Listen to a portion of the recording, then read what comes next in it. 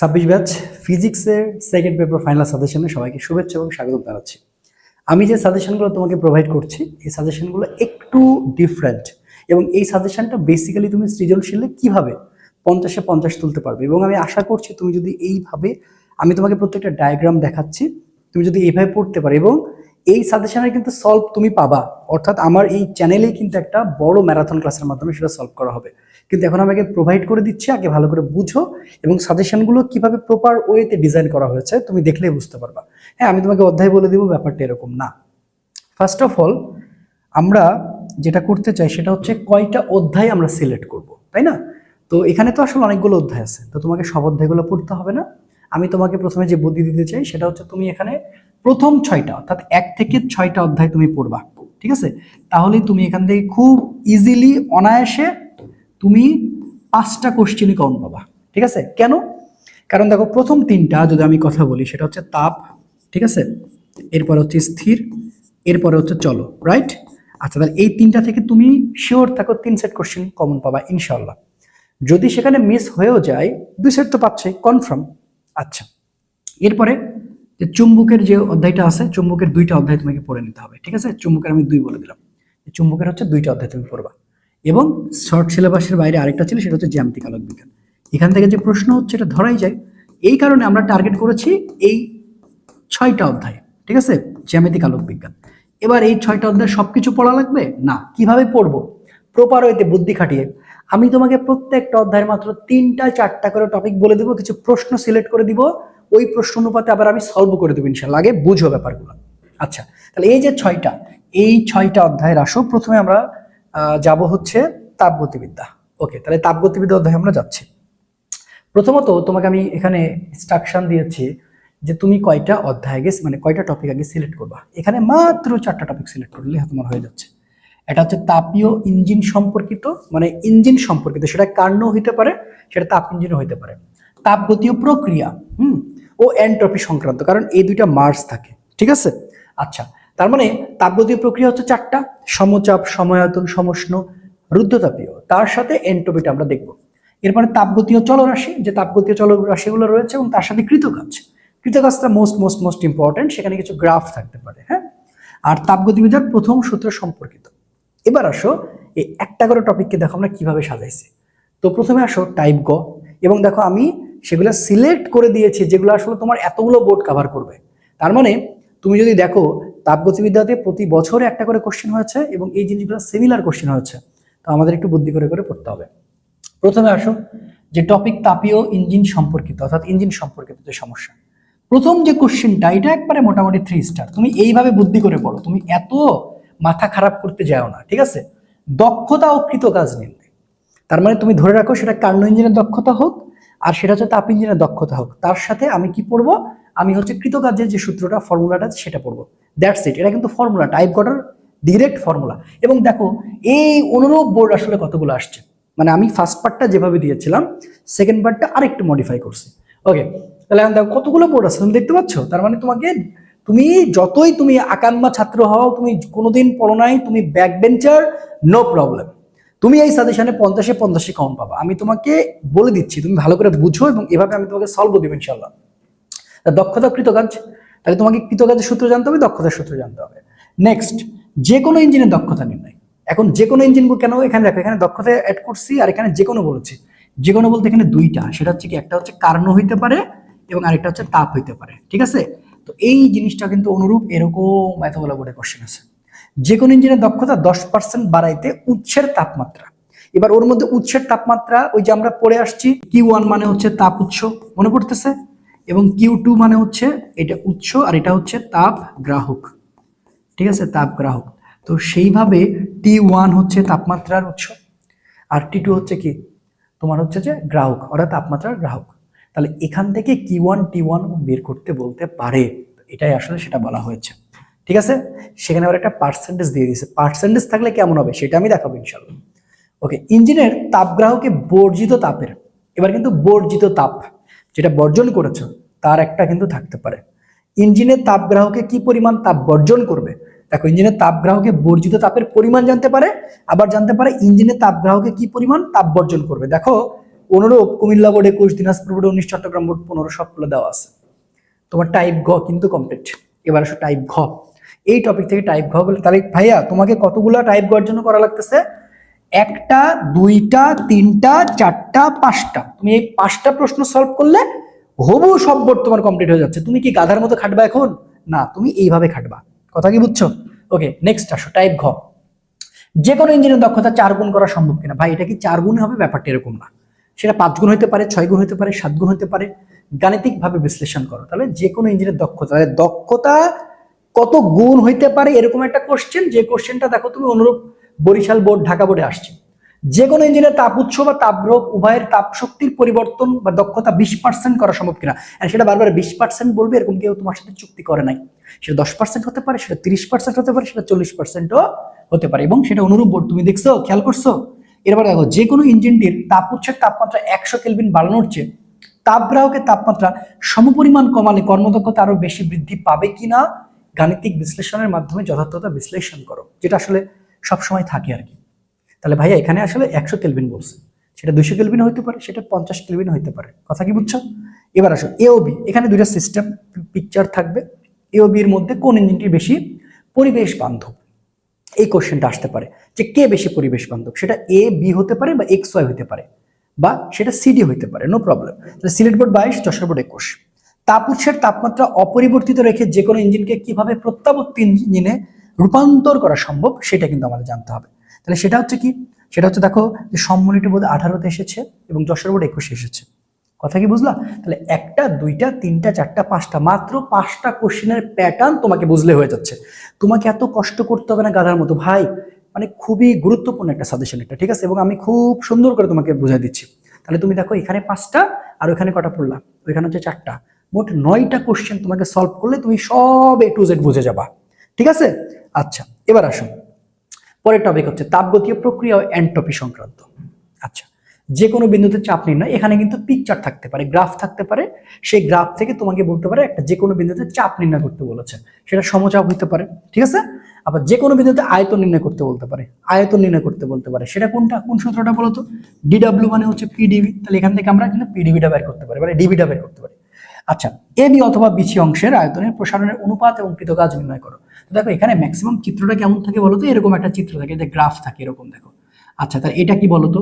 এটা হচ্ছে সমষ্ণ, এটা হচ্ছে সমষ্ণ প্রসারণ, এটা হচ্ছে তোমার হচ্ছে যে রুদ্ধতাপীয় প্রসারণ, এটা সংকোচন, এটাও সংকোচন, সমষ্ণ, এটা হচ্ছে রুদ্ধতাপীয়। তো এরকম করে এই অংশটা তোমার থাকে হচ্ছে বলে যে কৃতকাজ, বা এই অংশটা বলে কৃতকাজ, বা এই অংশটা বলে কৃতকাজ, এরকম একটা অংশ দেওয়া থাকবে, ঠিক আছে? আচ্ছা, এটা আমি ক্লাসে খুব সুন্দর করে বুঝাই দেবো ইনশাআল্লাহ। ওকে, যে কোনো অংশে কৃতকাজ, আচ্ছা বলে ফেলছি, যে কোনো অংশে গৃহীত তাপের পরিমাণ নির্ণয় করতে বলবে। এবার কতটুকু তাপের পরিমাণ, যে কোনো একটা অংশ বলতে পারে। যে কোনো অংশে এন্ট্রপির পরিবর্তন নির্ণয় করো। তাহলে এন্ট্রপির যে সূত্রটা আমরা জানি, ডিএস মানে হচ্ছে ডিকিউ বাই টি, ঠিক আছে না? তাহলে এখন এইটা আবার কয়েকটা আছে, দেখো একটা সবচেয়ে গুরুত্বপূর্ণ হচ্ছে এমএস লন টি2 বাই হচ্ছে টি1, ঠিক আছে না? তারপরে আছে তোমার হচ্ছে যে এমএলএফ, এটাকে বলতে পারি আমরা টি আইস, আর একটা বলতে পারি টি স্টিম। জাস্ট আমি তোমাকে ছোট করে বুঝাই দিচ্ছি।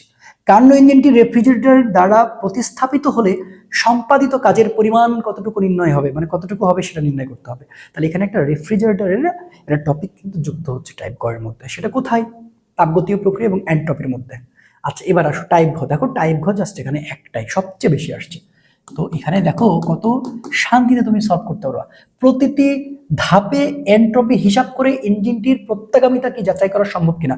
প্রতিটি ধাপে মানে বুঝতে হচ্ছে ওই যে গ্রাফটা থাকবে, এই যে একটা গ্রাফ, এই যে এখান থেকে এরকম, এখান থেকে এরকম, এখান থেকে এরকম, এরকম। তাহলে এখানে ভাইয়া প্রতিটা ধাপে কেমন হয়েছে প্রত্যাগামিতা, অর্থাৎ প্রত্যাগামী প্রক্রিয়া মানে কি ফিরে আসা যায় আর এটাতে ফিরে আসা যায় না, সেটা সম্ভব কিনা সেটা তোমাকে যাচাই করতে হবে। একটাই প্রশ্ন তুমি করলে, দেখো অনুরূপ ঢাকা বোর্ডে আসছে, রাজশাহী বোর্ডে আসছে, কুমিল্লা বোর্ডে আসছে, চট্টগ্রাম বোর্ডে আসছে, দিনাজপুর বোর্ডে, বরিশাল বোর্ড, সব জায়গায়।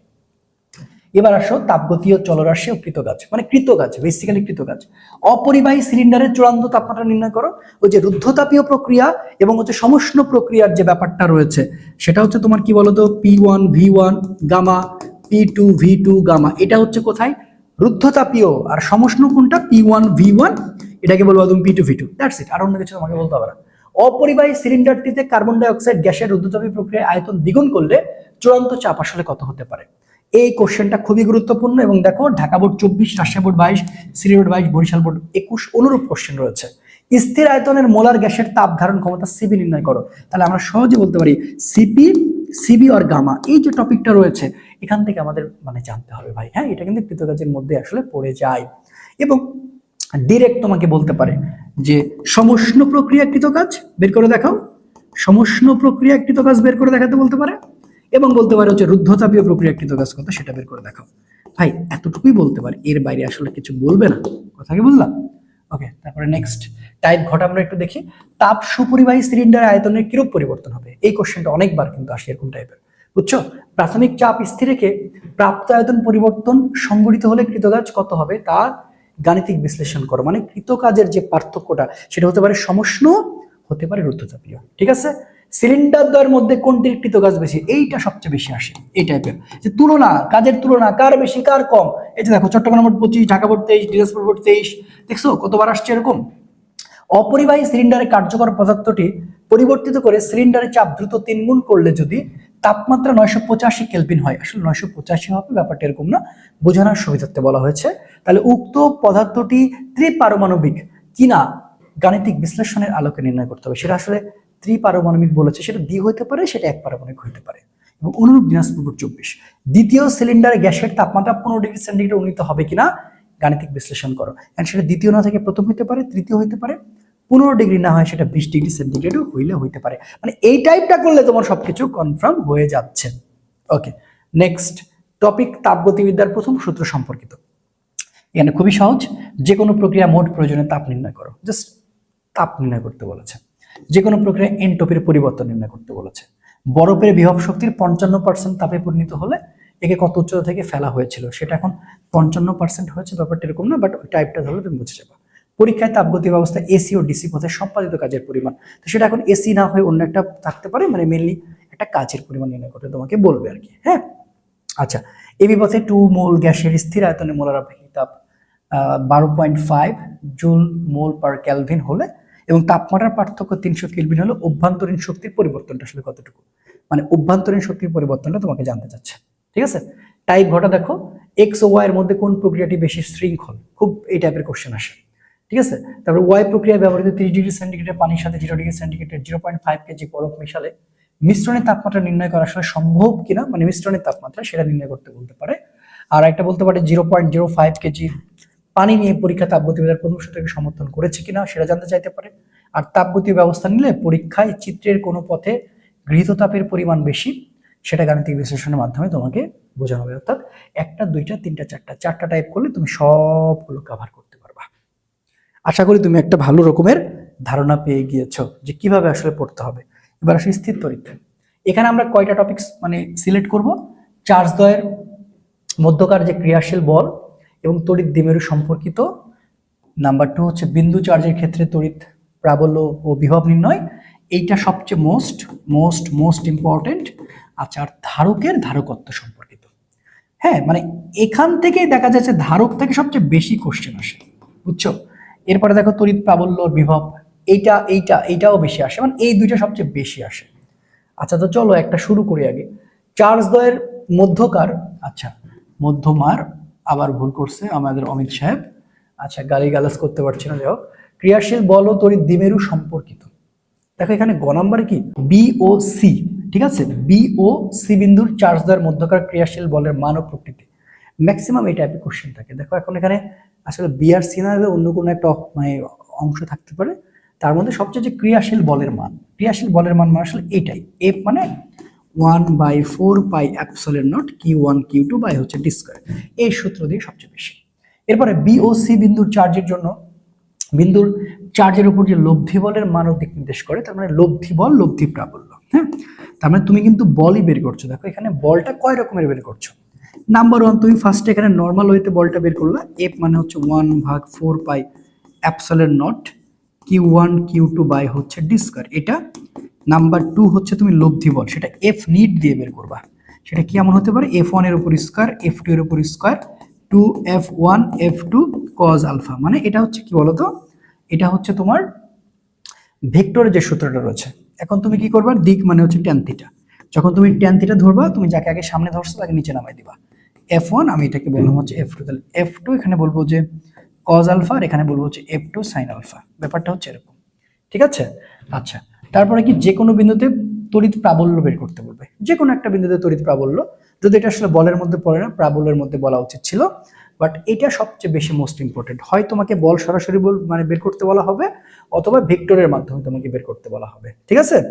ওকে, এবার টাইপ ঘ, বি ও সি বিন্দুর চার্জের জন্য এ বিন্দুতে গোলকটিকে স্থির অবস্থায় রাখতে গোলকটিকে কতটি ইলেকট্রন দিতে হবে বা সরিয়ে নিতে হবে, গাণিতিক বিশ্লেষণের মাধ্যমে তোমাকে বর্ণনা করতে বলা হয়েছে। যশোর বোর্ড 23। তো দেখো এখানে দুইটা বিন্দু চার্জের মধ্যে এরকম একটা ঘটনা থাকবে, যেটাকে একবার স্থির অবস্থায় রেখে যখন গোলকটিকে তুমি আসলে কতটি ইলেকট্রনের মাধ্যমে দিতে হবে বা সরিয়ে নিতে হবে, এই টাইপের কথাবার্তা বেশি থাকবে। আর এটা থাকবে, ধরো এ বিন্দুতে চার্জের পরিমাণ অপরিবর্তিত রেখে আরেকটি ভিন্ন গোলক যদি স্থাপন করা হয়, তাহলে দেখো বি আর সি বিন্দুর, সেখানে আমি আসলে এখানে বিসি বলেছি, অন্যটা হতে পারতো, হ্যাঁ, তার সাম্য অবস্থায় থাকলে নতুন একটি গোলকটির ভর কতটুকু পরিবর্তন হচ্ছে, মানে ভরের কতটুকু চেঞ্জ হচ্ছে, এইটা আসলে গাণিতিক বিশ্লেষণের মাধ্যমে তোমাকে জানতে চাইতে পারে। Dinajpur board 24, Barishal 23, Dhaka board 22, Rajshahi board 22। এবারে এ বিন্দুতে অবস্থিত গোলকটি কোন শর্তে বি ও সি বিন্দুর চার্জের জন্য 1 মিটার পার সেকেন্ড ঊর্ধ্বমুখী ত্বরণ লাভ করবে, গাণিতিকভাবে বিশ্লেষণ করতে বলেছে। দেখো চার্জের মধ্যে সেখানে কিন্তু একটা ঊর্ধ্বমুখী ত্বরণের কথা বলা হচ্ছে। তারপরে রেখার দ্বিমেরুর বিন্দুতে 0 ডিগ্রি এবং 90 ডিগ্রি কোণ উৎপন্ন করলে পি বিন্দুতে তড়িৎ প্রাবল্যের কিরূপ পরিবর্তন হবে। দেখো এখানে কিন্তু তড়িৎ প্রাবল্যের জন্য 90 ডিগ্রি হলে কেমন পরিবর্তন হয় বা 0 ডিগ্রি হলে কেমন পরিবর্তন হতে পারে, এরকম কিন্তু একটা কন্ডিশন বইয়ের পাতায় আছে, তো সেই কন্ডিশনের কথাটা বলা হচ্ছে। আচ্ছা, এবার আসো টপিক, বিন্দু চার্জের ক্ষেত্রে তড়িৎ প্রাবল্য বিভব সবচেয়ে গুরুত্বপূর্ণ হচ্ছে এটা। এখন দেখো এখানে তোমার একটা চিত্র আঁকানো থাকবে, ধরো এরকম চিত্র, যে কোনো বিন্দুতে এখানে একটা বিন্দু থাকবে, সেটা হতে পারে পি বিন্দু, তো ম্যাক্সিমাম পি বিন্দুই হয়, হ্যাঁ, যে এ ও বি বিন্দুর জন্য তড়িৎ বিভব। এখন তোমাকে বলবে এই পয়েন্টে তুমি হচ্ছে বিভব বের করে দেখাও। আবার দেখো বি বিন্দুতে -2 × 10⁻৯ কুলম্ব চার্জ স্থাপন করলে আয়তক্ষেত্রের কেন্দ্রে তড়িৎ প্রাবল্য নির্ণয় করো।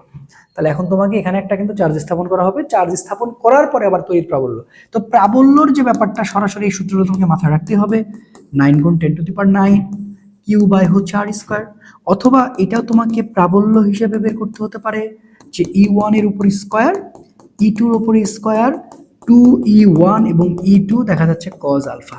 কথা কি বুঝছো? এইভাবে তোমাকে বের করতে হতে পারে। এবার আসো টাইপ ঘ, বি ও ডি বিন্দুতে যথাক্রমে তোমার, আসলে দেখো এখানে আসলে তুলনা, আমি তোমাকে আগে বলছি চিত্র থাকবে, এখানে চিত্র থাকবে, তো চিত্রর মাঝে দেখা যাচ্ছে তোমাকে এই পয়েন্ট আর এই পয়েন্টের মধ্যে এরকম চিত্র থাকতে পারে, যে তোমাকে বলতে পারে এই পয়েন্টে বা এই পয়েন্টে বিভব বা প্রাবল্য, এই যে একটা ব্যাখ্যা মানে চাইবে, সেখানে বি আর ডি বিন্দুতে যথাক্রমে 2 × 10⁻৯ অথবা 1.5 × 10⁻৯ কুলম্ব চার্জ স্থাপন করলে চতুর্ভুজটির কেন্দ্রে বিভব ভি, দেখো তুমি গ্রেটার দ্যান কিন্তু এটা হচ্ছে 0 হবে কিনা সেটা ব্যাখ্যা করতে বলেছে। তাহলে ঠিক এখানে আমি একটা পয়েন্ট নিলাম, এটা এ বললাম, বি বললাম, এর মধ্যে এখন আমাকে ব্যাখ্যাটা দেখাতে হবে। এরকম বোর্ড তুমি পাইলে রাজশাহী বোর্ড 25-এ পাবা, সিলেট বোর্ড 24-এ পাবা, 19-এ পাবা, 23-এ পাবা, হ্যাঁ। আবার বলছে বি ও ডি বিন্দুতে বিভবের মান সমান হবে কিনা সেটা গাণিতিক বিশ্লেষণের মাধ্যমে দেখাতে বলছে। আবার যে কোনো চার্জকে ডি থেকে বি বিন্দুতে আনতে কাজ সম্পাদিত হবে কিনা এটা তোমাকে জানতে হবে, মানে এখান থেকে একবার কাজ জানতে চাইছে, সেটা কোন সূত্রটা বলো তো, ডাব্লু মানে হচ্ছে ভিকিউ, ঠিক আছে? আচ্ছা, এবার ত্রিভুজ দেওয়া থাকবে, যেমন A B C, A O B বিন্দুর জন্য সি বিন্দুতে সৃষ্ট মোট প্রাবল্যের মান কতটুকু নির্ণয় করবা সেটা বলবে, বা সি বিন্দুতে আধানের গোলক রাখলে তা 10⁶ নিউটন বল অনুভব করবে কিনা, সেটা যে কোনো একটা বলের পরিমাণ থেকে বলবে এটা অনুভব করবে কিনা। এবং দেখো মজার বিষয় হচ্ছে, দেখো আমরা কিন্তু ঘ নাম্বারটাকে আলাদা করে নিয়েছি, আমাদের যখন এইভাবে আস্তে আস্তে সলভ করবো না, বিষয়টা আমাদের কাছে মানে খুব ভালো মতন হবে। দেখো এগুলো সবই এক একটা ম্যাথ এবং সেখানে কনসেপ্ট বেসড ম্যাথ। এই ম্যাথগুলো যদি তোমাকে আমি সলভ করে দিতে পারি, তাহলে তুমি দেখবে যে প্রিপারেশন 100-এ ফাটাই দিতেছো ইনশাআল্লাহ। এই তো হয়ে গেছে আর কি, বুঝছো? আচ্ছা, এবার সবচেয়ে মোস্ট ইম্পর্টেন্ট যদি বলি সেটা হচ্ছে ধারক। ধারক এখানে পিকচার থাকবে অবশ্যই, এবং ধারকের জন্য আমি ছোট করে তোমাকে বলি, গ নম্বরের জন্য কি বলতে পারে, ধারকের সঞ্চিত শক্তি। দেখো সঞ্চিত শক্তি জানতে, এটা মনে রাখবা, সঞ্চিত শক্তি, এরপরে হচ্ছে তোমার প্রাপ্ত চার্জ, এরপরে হচ্ছে তুল্য ধারকত্ব, প্রাপ্ত চার্জ, তুল্য ধারকত্ব, এই জিনিসগুলো কিন্তু কমন। এই জিনিসগুলোর পাশাপাশি এখন দেখো কি জানতে চেয়েছে, সি1 ধারকের পাদদ্বয়ের মধ্যবর্তী দূরত্ব। ওকে ফাইন, সমান্তরাল পাদ ধারক সি মানে হচ্ছে epsilon naught A K by D, কথা কি বুঝলা?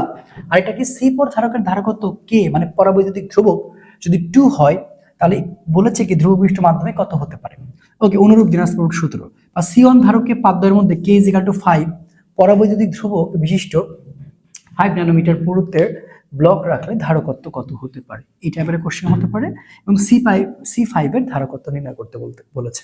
তারপরে তুল্য ধারকত্ব তো অবশ্যই আছে, ধারকের সঞ্চিত শক্তি কিন্তু এর সাথে অ্যাড করে দাও এবং হচ্ছে প্রাপ্ত চার্জ অ্যাড করে দাও, তার পাশাপাশি এই জিনিসগুলো সলভ করলেই তুমি 100-এ 100 ইনশাআল্লাহ।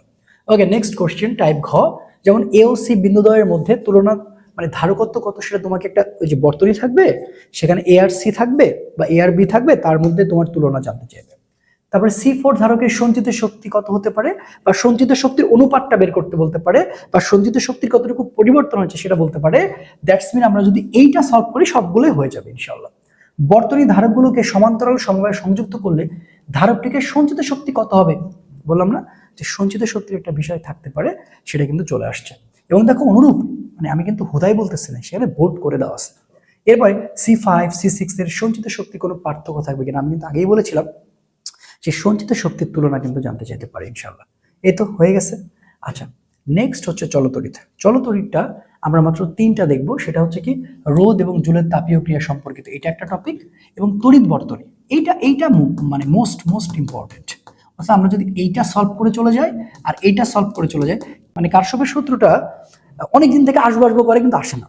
তো 26 ব্যাচকে আমি আমার অফলাইন ব্যাচে পড়ানোর সময় সবসময় বলতাম যে তোদের মনে হয় চলে আসলেও আসতে পারে। তো সেক্ষেত্রে এই দুটোই তোমাকে খুব নজরদারিতে রাখা লাগবে, ঠিক আছে? তো চলো আমরা প্রথমে দেখি যে টপিক রোধ এবং জুলের তাপীয় ক্রিয়া সম্পর্কিত ব্যাপারগুলো আসলে কি বলা হয়েছে। যেমন গ নাম্বার, তারের দৈর্ঘ্য বৃদ্ধি করার ফলে পরিবর্তিত রোধ কত হতে পারে। পরিবর্তিত রোধ এটা শর্টকাট একটা সূত্র হচ্ছে R2 মানে n² গুণ হচ্ছে R1, বাট এটা হচ্ছে রোধের সূত্র থেকে আমাদের অঙ্কটা করতে হবে। প্রাথমিক অবস্থায় তারটি ব্যবহার করলে হিটারের ক্ষমতা কত, এই টাইপের অঙ্ক আছে যে হিটারের ক্ষমতাগুলো বের করতে বলতে পারে। আবার দেখো যে কোনো একটা সেন্টিগ্রেড দিতে পারে, 100 ডিগ্রি সেন্টিগ্রেড তাপমাত্রায় তারটির রোধ 20 ওহম হলে 0 ডিগ্রি সেন্টিগ্রেড তাপমাত্রায় তারটির রোধ আসলে কত হতে পারে। ওই যে রোধের সাথে তাপমাত্রার যে প্রভাব, ওই টপিক থেকে ম্যাথগুলো করতে হবে। তারপরে তারটির প্রাথমিক দৈর্ঘ্য ও প্রস্থচ্ছেদের ক্ষেত্রফল যথাক্রমে 10 সেন্টিমিটার 0.1 সেন্টিমিটার হলে আপেক্ষিক রোধ কত হতে পারে নির্ণয় করো। আবার বলেছে বর্ধিত তারটি হিটারের কুণ্ডলী বানিয়ে 220 ভোল্ট লাইনে যুক্ত করার ফলে ব্যয়িত তড়িৎ শক্তির পরিমাণ কতটুকু হতে পারে সেটা নির্ণয় করো। তার মানে প্রত্যেকটা, তাহলে কয়টা করলা তুমি, 1টা 2টা 3টা 4টা 5টা, মনে করো 5টা অঙ্ক করলা। এই 5টা অঙ্ক করলে তোমার কিন্তু একেবারে হয়ে যাচ্ছে ইনশাআল্লাহ। টাইপ হতে আসো, কুণ্ডলীটি সর্বোচ্চ কি পরিমাণ পানি ফোটাতে সক্ষম হবে গাণিতিকভাবে বিশ্লেষণ করো। এবং হিটারটি 2 ঘন্টা চললে কত ইউনিট বিদ্যুৎ শক্তি ব্যয় হবে এবং প্রতি ইউনিটের দাম 9 টাকা হলে কত টাকা খরচ হতে পারে সেটা গাণিতিকভাবে বিশ্লেষণ করতে পারো। তার মানে এখানে একটা বিদ্যুৎ বিলের অঙ্কটা কিন্তু প্রবেশ করানো হয়েছে এবং হচ্ছে কুণ্ডলীতে সর্বোচ্চ কি পরিমাণ পানি ফোটাতে সক্ষম হবে কিনা এই টাইপের কোশ্চেন। তবে এখানে টাইপ গটা বেশি ইম্পর্টেন্ট। এবার সবচেয়ে মোস্ট ইম্পর্টেন্ট হচ্ছে তড়িৎ বর্তনী। আমি এখানে নিজে কিছু তোমাকে অ্যাড করে দিচ্ছি টাইপ গয়ের জন্য। যেমন চাবি খোলা বন্ধটা একটু বেশি আসতে পারে। ধর চাবি এস, খোলা ও বন্ধ অবস্থায় বর্তনীর মূল প্রবাহ মাত্রা কত হবে। শুধুমাত্র মূল প্রবাহ মাত্রা জানতে চাইবে, ব্যাপারটা এরকম না, সেটা হতে পারে ভোল্টেজ ডিভাইডার। ঠিক আছে, এখানে তোমাকে জানতে হবে ভোল্টেজ ডিভাইডার রুল, তার মানে বিভিন্ন জায়গায় বিভব পার্থক্য। নাম্বার 2, এই পয়েন্টে তোমাকে শিখতে হবে current divider rule. Current divider rule বলতে আমি কি বোঝাইতেছি, কতটুকু বিদ্যুৎ ভাগ হচ্ছে। ঠিক আছে, এরপরে দেখো এবার চাবি খোলা অবস্থাতে বা চাবি খোলা বন্ধ থাকা অবস্থাতেই কয়েকটা জিনিস, প্রবাহ, বিভব, বিদ্যুৎ। তার মানে চাবি খোলা বা বন্ধ রেখে, এই কথাটা তোমাকে বুঝতে হবে। হ্যাঁ ভাইয়া, চাবি খোলা বা বন্ধ রেখে তোমার কাছে অনেক কিছু জানতে চাইতে পারে। সেটা হচ্ছে তুল্যরোধ জানতে চাইতে পারে, প্রথমত তুল্যরোধ জানতে চাইবে। নাম্বার 2 হচ্ছে বিভব পার্থক্য জানতে চাইতে পারে। ঠিক আছে, আমি ছোট ছোট করে লিখতেছি। এরপর তোমার থেকে বিদ্যুৎ প্রবাহ জানতে চাইতে পারে এবং তোমার থেকে কিন্তু আলাদা বিদ্যুৎ বা তোমার থেকে ক্ষমতাও জানতে চাইতে পারে। ঠিক আছে, ক্ষমতা কত হয়েছে সেটাও তোমার থেকে জানতে চাইতে পারে। সো এই জিনিসগুলো তোমাকে মাথায় রাখতে হবে ইনশাআল্লাহ। ওকে, এবার আসো টাইপ ঘতে কি বলেছে, যে চাবি এস বন্ধ অবস্থায় এ ও বি বিন্দুতে একটি 40 ওয়াট বা 100 ভোল্ট বাল্ব শ্রেণীতে স্থাপন করলে ইহা পূর্ণ উজ্জ্বলতার সাথে জ্বলবে কিনা। মোস্ট ইম্পর্টেন্ট, এইটা তুমি এসএসসি তে পড়ে এসেছো। এরকম 1 নং বর্তনীতে মূল প্রভাব বের করো। তো 1 নং বর্তনী না হয় 2 নং থাকতে পারে, 3 নং থাকতে পারে। এবং এখানে কিন্তু আমি বলতে পারি এখানে কিন্তু ক্ষমতার পার্থক্য জানতে চাইতে পারে দুইটা বর্তনী থেকে। কার পার্থক্য ভাইয়া? ক্ষমতার পার্থক্য। এবং আরেকটা জিনিস জানতে পারে, সেটা হচ্ছে উৎপন্ন তাপ। হ্যাঁ, তাহলে উৎপন্ন তাপের জন্য কোনটা ইউজ করবা? এইচ মানে হচ্ছে আই স্কয়ার আর টি বা ভি স্কয়ার আর টি। কথা কি বুঝলা? এই জিনিসগুলো আসতে পারে। আর ক্ষমতার পার্থক্য কোনটা বলো তো? পি মানে হচ্ছে ভিআই। এই ভি কে ভাঙলে আবার হবে আই আর, তার মানে হচ্ছে I square R, I square R বা হবে ভি স্কয়ার আর। কথা কি বুঝলা? এই জিনিসগুলা কিন্তু জানতে চাইতে পারে। চাবি খোলা বা বন্ধ অবস্থানে রেখেই বলতে পারে যে এটার ক্ষমতার কত পার্থক্য, এটার আসলে হয়েছে কিনা, বা এর তুল্যরোধ কত হবে, এই জিনিসগুলো। ওকে, আশা করি বুঝাইতে পারছি। এরপরে দেখো আরো কয়েকটা আছে, যেমন হতে পারে যে যদি ফিউজটি 300 জুল তাপ গলে যায় তাহলে চাবি এস বন্ধ অবস্থায় 10 মিনিটে বিদ্যুৎ প্রবাহ চালনা করলে আর4 রোধের ফিউজটি গলে যাবে কিনা। এটা কিন্তু টাইপ ঘয়ের একটা অংশ, বুঝছো? আরেকটা থাকতে পারে উদ্দীপকের আলোকে কোন বর্তনীতে একক সময় অধিক শক্তি অপচয় হবে। ওই যে বললাম না, শক্তি মানে তাপ, কিন্তু উৎপন্ন তাপ, উৎপন্ন তাপ, এই জিনিসগুলো। তাহলে এখন ভাইয়া দেখো, এখানে 2টা কোশ্চেন, এখানে তোমার 2টা, 4টা কোশ্চেন তোমাকে যদি সলভ করে দিই, আর এখানে 6টা কোশ্চেন সলভ করলে হয়ে যাবে ইনশাল্লাহ। এবার কারশফের সূত্র আমি দোয়া করি যেন এখান থেকে আসলে না আসে, আর যদি এসে যায় তাহলে এগুলো করলে হয়ে যাবে। যে বর্তনী চিত্র অনুসারে ভি এ বি নির্ণয় করো। দেখা যায় একটা চিত্র অনুপাতে যে এ বি পয়েন্ট, সেটা বিসি হতে পারে, মানে বিভব পার্থক্য বলেছে। আবার বর্তনী চিত্র অনুসারে চাবি খোলা অবস্থায় এবির মধ্য দিয়ে তড়িৎ প্রবাহ নির্ণয় করো, যে কারেন্ট ডিভাইডার রুল, মানে কতটুকু কারেন্ট গিয়েছে বা যায় না, মানে কারশফের সূত্রে ঘুরে ফিরে তুল্যরোধের ব্যাপারগুলো কিন্তু বেশি চাই। তো এই 2টা জিনিস বেশি থাকতে পারে। এবার আসো টাইপ ঘ। বর্তনী চিত্র অনুসারে একই সময় বহিস্থ মানে বাইরের রোধ 10 ওহম রোধে ব্যয়িত শক্তির তড়িৎ শক্তির তুলনা করতে বলতে পারে। আর বর্তনী চিত্র অনুসারে চাবিকে বন্ধ এবং খোলা অবস্থায় এবির 2 প্রান্তের যে বিভব পার্থক্যের পরিবর্তন গাণিতিকভাবে বিশ্লেষণ করতে হবে। তবে এটা লুপ চালিয়ে, কারণ কারশফের শুধু তো লুপ চালিয়ে করা লাগে, সো এটা লুপ চালিয়ে তোমাকে সমাধান করতে হবে। লুপ চালিয়ে সমাধান, আমার কথা কি তোমরা বুঝতে পেরেছো? লুপ চালিয়ে সমাধান করলে হবে। এবার আসলে তড়িৎ প্রবাহের চুম্বক ক্রিয়া ও চুম্বকত্ব, এই অধ্যায়টা থেকে কোশ্চেন আসতেছে, এটা 100%। ওকে, তাহলে এখানে আমরা বেশি না, মাত্র 2টা টপিক পড়লে হয়ে যাবে। গতিশীল চার্জের উপর ক্রিয়াশীল বল সম্পর্কিত, আর চৌম্বক ক্ষেত্র এবং হল বিভব সম্পর্কিত। আচ্ছা, তাহলে এইটা যদি আমরা প্রথমে যাই, তাহলে বলবে গ নাম্বার, আয়তকার কয়েলটির চৌম্বক মোমেন্ট বা টর্ক, অর্থাৎ চৌম্বক মোমেন্টের থেকে টর্কটা বেশি গুরুত্বপূর্ণ। এই যে টর্কটা, ডিরেক্ট তুমি টর্ক মনে রাখবা। তারপরে তার দুটির প্রতি একক দৈর্ঘ্যের ক্রিয়াশীল বলের মান নির্ণয় করতে বলবা। এই যে ক্রিয়াশীল বলের মানটা সবচেয়ে বেশি আসতে পারে। ঠিক আছে, এবারে ঘ নম্বরে দেখো, মানে টাইপ ঘতে কি বলবে, চিত্র অনুসারে আয়তাকার কয়েলটি সমান সংখ্যক পাক বিশিষ্ট বৃত্তাকার কয়েলে পরিণত করা হলে টর্কের মান বাড়বে কি কমবে, এই জিনিসটা তোমাকে বলতে পারে। বা উদ্দীপকের চিত্র অনুসারে পরিবাহীর একক দৈর্ঘ্যের উপর ক্রিয়াশীল বলের দিক একই দিকে থাকতেছে কিনা, এটা ব্যাখ্যা করতে জানতে পারে। আর ইলেকট্রনটি একই চৌম্বক ক্ষেত্রে একই বেগে প্রবেশ করলে প্রথম কণাটির এবং ইলেকট্রনটির গতিপথের ব্যাসার্ধ কি একই হবে কিনা সেটা জানতে পারে। এবং প্রথম কণাটির এবং ইলেকট্রনের উপর ক্রিয়াশীল যে লরেন্স বলের মান আছে, সেই মানটা আসলে চেঞ্জ হবে কি হবে না, এই টাইপের কোশ্চেনই আসলে হয়েছে। আচ্ছা, তারপরে যদি আমরা চলে যাই চৌম্বক ক্ষেত্র এবং হল বিভব সম্পর্কিত, যেমন হলো প্রথম কুণ্ডলীর পাক সংখ্যা, মানে এন বের করা লাগবে, বুঝতে পারছো? এনটা বের করা লাগবে। দ্বিতীয় কুণ্ডলীর জন্য কেন্দ্রের চৌম্বক ক্ষেত্রের মান বি এর মান বের করা লাগবে। এফ কেন বলছি, এখানে আসলে বি এর মানটা বের করা লাগবে। এখানে বি এর তো বেশ কিছু সূত্র আছে, মিউ নট এন আই, এটা আছে 2 পাই আর, বি মানে হচ্ছে মিউ নট এন আই 2 আর, ঠিক আছে? এটা হচ্ছে গোলাকার, এটা হচ্ছে সোজা। আর এক্স ওয়াই তারের দরুন পি বিন্দুতে চৌম্বক ক্ষেত্রের মানটা বের করতে বলতে পারে। টাইপ ঘতে যে দ্বিতীয় কুণ্ডলীতে প্রবাহের দিক পরিবর্তন করা হলে কেন্দ্রে অতিক্রম করার মুহূর্তে চার্জটির চৌম্বক বলের প্রভাবের কি পরিবর্তন হবে সেটা নির্ণয় করতে বলতে পারে। বা এক্স ওয়াই না থেকে এ বি থাকতে পারে, যে 2 সেন্টিমিটার প্রস্থ এবং 1 মিলিমিটার পুরুত্বের কপারের পাত হলে একে বি এর মান হচ্ছে 1.5 ওয়েবার পার মিটার স্কয়ার চৌম্বক ক্ষেত্রে রাখা হইল, এর প্রস্থ বরাবর কি পরিমাণ হল বিভব সৃষ্টি হবে। এই কোশ্চেনটা প্রচন্ড গুরুত্বপূর্ণ, যে হল বিভবের সৃষ্টি কিভাবে হয়েছে সেটা তোমাকে দিতে পারে। ঠিক আছে, ওকে। এরপর আসো যে তড়িৎ চুম্বকীয় আবেশ ও পরিবর্তী প্রবাহ, এটা একটু ছোট অধ্যায়। তো এখানে টাইপ করতে কি বলে, যে প্রথম কুণ্ডলীতে জড়িত চুম্বক ফ্লাক্সের পরিমাণ, এই কোশ্চেনটাই বেশি আসে, চুম্বক ফ্লাক্সের পরিমাণ। আর কুণ্ডলীতে স্বকীয় আবেশ গুণাঙ্ক, এইটা এর মধ্যে একটা চলে আসবে, হয় এটা আসবে না এটা আসবে। ঠিক আছে, আর ঘ নাম্বার কি বলবে, যে কুণ্ডলীর 3টিতে আবিষ্ট পরিচালক বলের মান তুলনা করতে বলে, বলের মান। আর যে কোনো একটা ব্যক্তির বলবে যে তার ধারণার যথার্থতা আসলে ঠিক ছিল কিনা সেটা ব্যাখ্যা করো, এই টাইপের কোশ্চেন আসবে, বুঝতে পেরেছো? ওকে, নেক্সট কোশ্চেনটা হচ্ছে তোমার ট্রান্সফরমার পারস্পরিক আবেশ সম্পর্কিত, যেমন স্টেপ আপ বা স্টেপ ডাউন ট্রান্সফরমারটিতে গৌণ কুণ্ডলীর পাক সংখ্যা নির্ণয় করো। সেটা গৌণকুণ্ডলী হবে যে ব্যাপারটা এরকম না, সেটা মুখ্য কুণ্ডলী হইতে পারে, সেটা মুখ্য কুণ্ডলী হইতে পারে। এইটা খুবই গুরুত্বপূর্ণ, কথা কি বুঝলা? আচ্ছা, বি ট্রান্সফরমারের মুখ্য কুণ্ডলীতে 7.5 টেসলা এটা থাকতে পারে, তার সাথে 4 ভাগ দেওয়া আছে, সময়ে তড়িৎ প্রবাহের মানটা কতটুকু হয়েছে সেটা নির্ণয় করতে বলতে পারে। অনুরূপ বোর্ডগুলো একটু দেখে নিবা, তাহলে হবে। আচ্ছা, এরপরে দেখো টাইপ ঘতে কেমন, যে স্টেপ আপ ট্রান্সফরমারটিতে গৌণ মুখকুণ্ডলী রোধের অনুপাত নির্ণয় করতে বলতে পারে, রোধের আবার অনুপাত। এরপরে বি ট্রান্সফরমারটি গৌণ কুণ্ডলীতে 140 ওয়াট ক্ষমতা পেতে কি অবস্থা গ্রহণ করবে, মানে ক্ষমতাটা বের করতে বলতে পারে।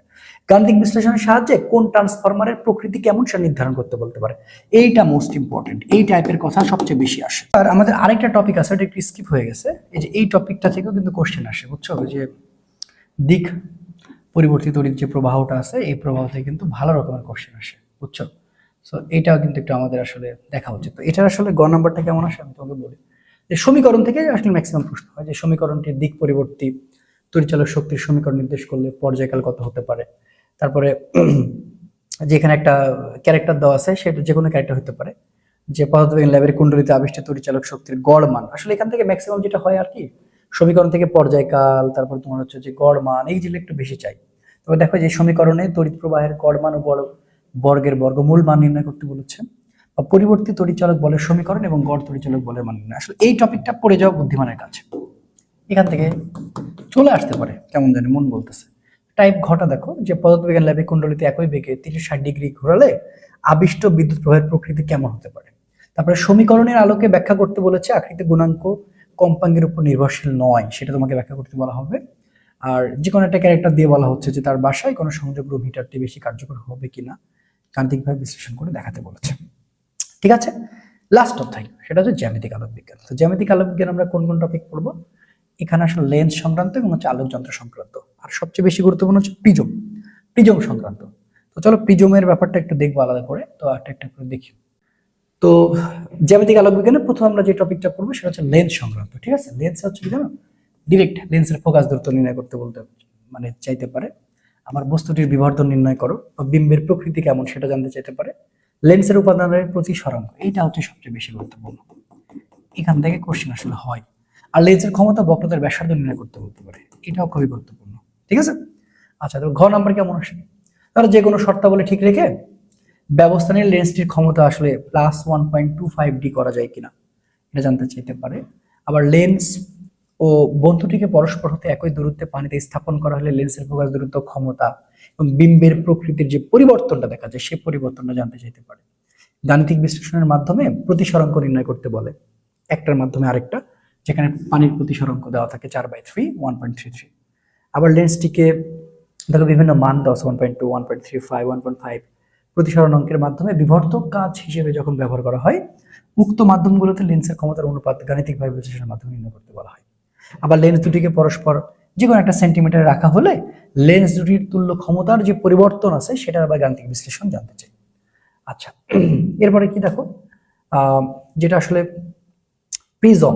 ঠিক আছে, এই যে প্রিজম, প্রিজম সবচেয়ে গুরুত্বপূর্ণ এই টপিকটা, যে দেখো প্রিজমের উপাদানের প্রতিসরাঙ্ক, প্রিজম থেকে এটা জানতে চাইতে পারে।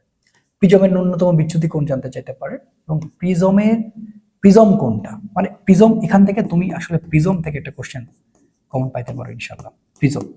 ঠিক আছে, তাহলে এই যে প্রিজমটা না খুবই গুরুত্বপূর্ণ, বুঝছো? প্রিজম খুবই গুরুত্বপূর্ণ। ওকে, এরপর আসলে টাইপ ঘটা কেমন, প্রিজমের ন্যূনতম বিচ্যুতি ঘটাতে আপাতন কোণের কিরূপ পরিবর্তন করতে হবে সেটা বিশ্লেষণ করতে বলতে পারে, বা প্রিজমে আপাতিত আলোক রশ্মিটি যে কোনো একটা পৃষ্ঠ দিয়ে সেটা নির্গত হচ্ছে কিনা সেটা গাণিতিক বিশ্লেষণ জানতে চাইতে পারে।